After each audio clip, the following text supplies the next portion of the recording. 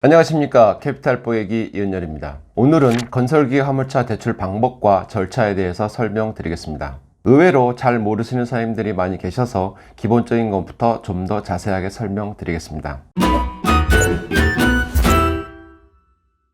신차를 구매하시건 중고차를 구매하시건 캐피탈, 즉 할부를 이용하시는 사장님들이 90% 이상입니다. 차량을 할부로 구매하실 경우 각 금융사와 계약을 맺은 제휴점을 이용하게 됩니다. 제휴점에서는 먼저 간단한 질문 몇 가지를 하고 관련 정보를 금융사에 제공합니다. 대출 진행 절차가 시작되는 것입니다. 금융사에서는 첫 번째로 고객에 대한 대출 적합성 원칙 확인을 합니다. 2021년 3월 26일부터 새로 도입된 제도입니다. 관련 내용은 자금의 용도, 소득 수준, 자산부채 정도, 연 지출 금액, 신용 점수를 구두 또는 문서로 체크합니다. 중요한 내용은 아닙니다. 소득만 연 1,800만 원 이상 된다고 말씀하시면 100% 통과됩니다. 신용 점수는 본인이 모르면 모른다 라고 하면 됩니다. 두 번째로 신용 조회를 합니다. 신용 조회를 한다고 해서 기록은 남지 않습니다. 신용 점수 하락도 없습니다.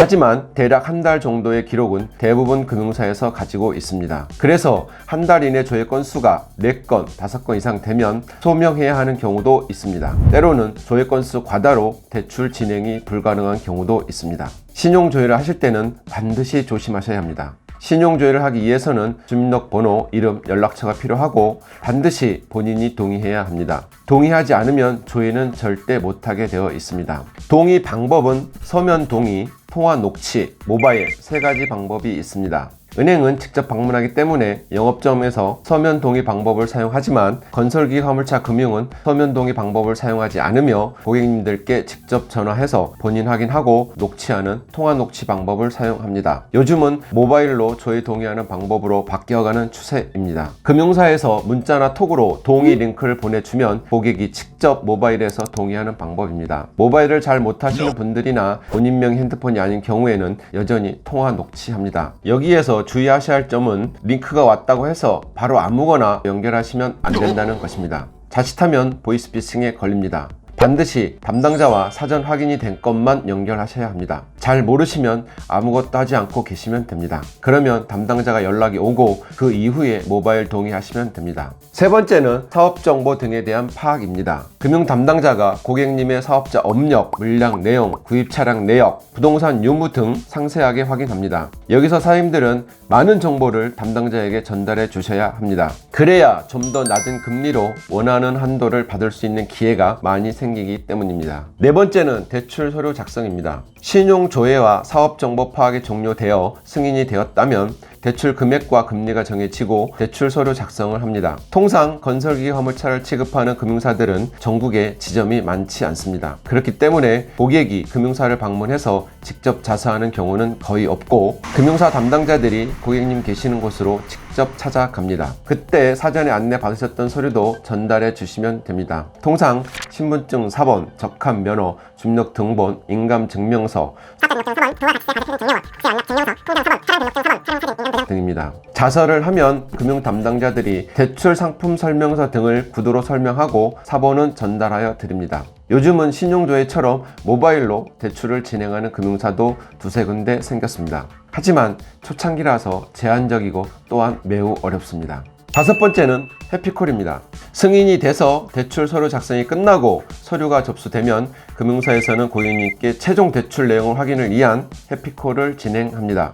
이 또한 역시 녹취합니다. 여섯 번째는 대출금의 송금입니다. 건설기계 화물차 대출금은 고객님들에게 직접 입금하는 금융사는 없습니다. 금융사와 관련 업무를 위탁받은 제휴점으로 송금이 됩니다. 더러 이 점을 의아하게 생각하시는 고객님들이 계십니다. 이 부분은 정확히 말하면 금융사의 세금 회피를 위한 절차입니다. 예를 들어 갑이라는 고객이 1억 원 하는 덤프트럭을 구매하는데 그 자금을 갑, 즉 고객에게 직접 송금을 했습니다. 그런데 고객이 덤프트럭을 사지 않았습니다. 다른 곳에 돈을 써버렸습니다. 사고입니다.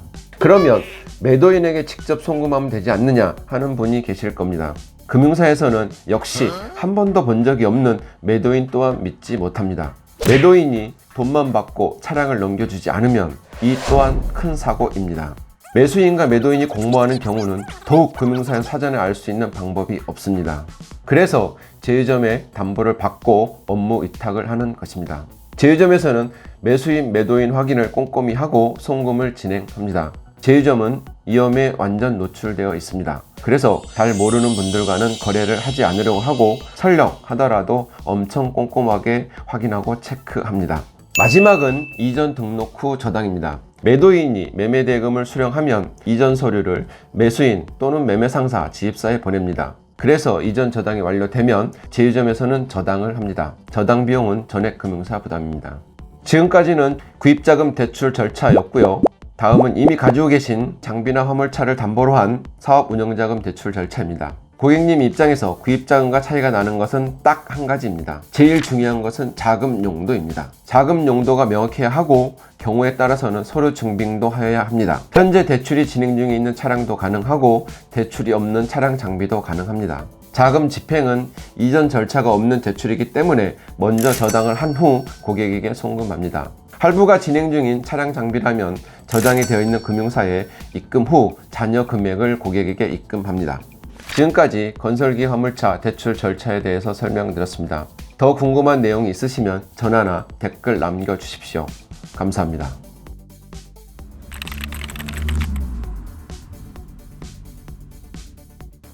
지금 네이버와 플레이스토어에서 이카네카를 검색해보세요. 구독, 좋아요는 힘이 됩니다.